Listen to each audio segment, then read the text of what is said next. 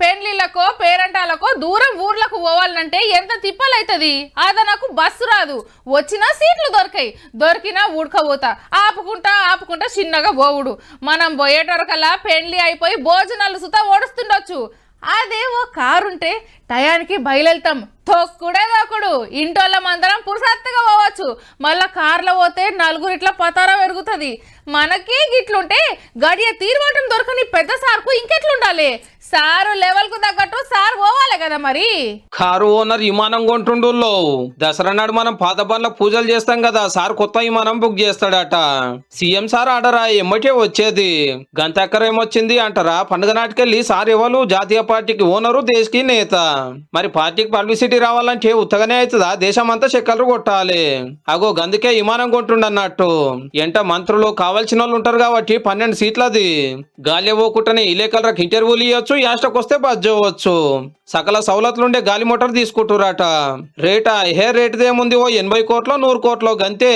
Party పని మీద తిరిగేది కాబట్టి పైసలు కూడా పార్టీ పెడుతుందట. ఆస్తులు ఏమైనా తక్కువన్నాయా మరి? టిఆర్ఎస్ పార్టీ కలిగి ఉన్నటువంటి నిధుల సంఖ్య 861 కోట్ల రూపాయలు. దానికే సపోర్ట్ ఎక్కువ డబ్బులు మన దగ్గర. పార్టీకెళ్ళి తీసుడు ఎందుకు సారు? మేము లేమా? మీకు విమానం కొనిచ్చుడు మా భాగ్యము. 80 కోట్లేంది, 100 కోట్లదే తీసుకుందామని పోటీలు పడి చందాలు రాస్తున్నారట సీఎం సార్ తోటి ఫాయిదా అయిన లీడర్లు. ఏంది కొత్త విమానం కావాలనా? విమానము డబల్ బెడ్రూమ్లు కట్టలేదు, పోరలకు జాబులు ఇయ్యలేదు, రైతుల లోన్లు మాఫీ కాలేదు, దళిత బంధు అందలేదు, 3 ఎకరాల భూమి ఇచ్చుడు మూలకు పడే, నిరుద్యోగ వృత్తికి దిక్కు లేదు, 4 లక్షల కోట్ల అప్పులాయే. ఓటర్లకు ఏం రాకున్నా లీడర్లు విమానాలు కొనిచ్చే లెవెల్కి ఎదిగిర్రు. పబ్లిక్ ఏం చేయకున్నా టీఆర్ఎస్ జాతీయ పార్టీ అవుతుందని సార్ అంటే వడనోళ్ళు, సార్ ఎదుగుదల నోర్వనోళ్ళు ఏదేదో అంటురాట.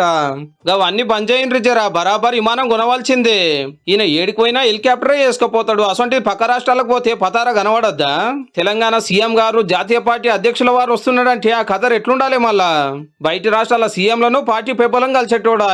ఫుల్ ట్యాంక్ కొట్టించారంటే మార్నింగ్ మద్రాసులా, పగటిలి పాట్నాలా, రాత్రికి రాయచూడరా, తెల్లారంగా తెలంగాణలో, ఎల్లుండి ఢిల్లీలా. గంత తిరుగుడు ఉంటది. జాతీయ పార్టీ పెట్టి ప్రగతి భవన్ లోనో ఫామ్ హౌస్ లోనో ఉంటే నడుస్తుందా? రాజకీయం చేయొద్దా? దేశాన్ని మార్చొద్దా? గాలి మోటార్ కిరాయికి తెచ్చుకునే కర్మేముంది? పార్టీల పైసలు లేకనా? ఒకటి చాలకుంటే ఇంకోటి కూడా కొంటారు. బంగారు తెలంగాణకు అడ్డం పడ్డోలే బంగారు భారతదేశానికి అడ్డం పడుతున్నారని ఆర్పారు అరుచుకుంటారు. మళ్ళా మీ ఇష్టము.